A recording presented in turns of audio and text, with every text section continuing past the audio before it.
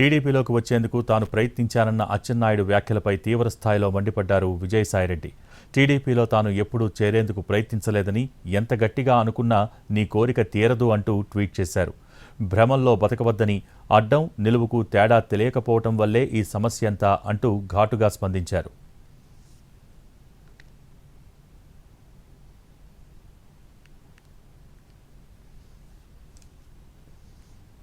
YCP MP విజయసాయిరెడ్డిపై మంత్రి అచ్చెన్నాయుడు కీలక వ్యాఖ్యలు చేశారు. టీడీపీలోకి వస్తానని విజయసాయిరెడ్డి కూడా ప్రయత్నించారని అన్నారు.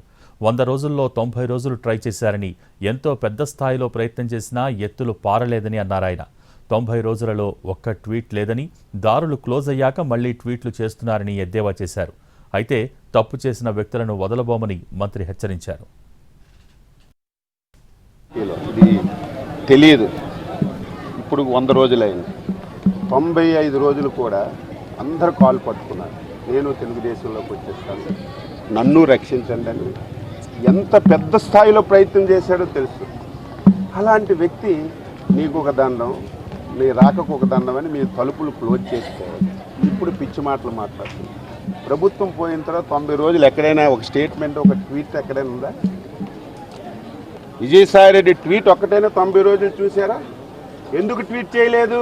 దారిని వెతికి వెతికి వెతికి ఏదో ఒక రూపంలో తెలుగుదేశం పార్టీలో చేరిపోవాలని ప్రయత్నించారు. మేము దారులు క్లోజ్ చేసిన తర్వాత మళ్ళీ ట్వీట్లు మొదలెట్టారు.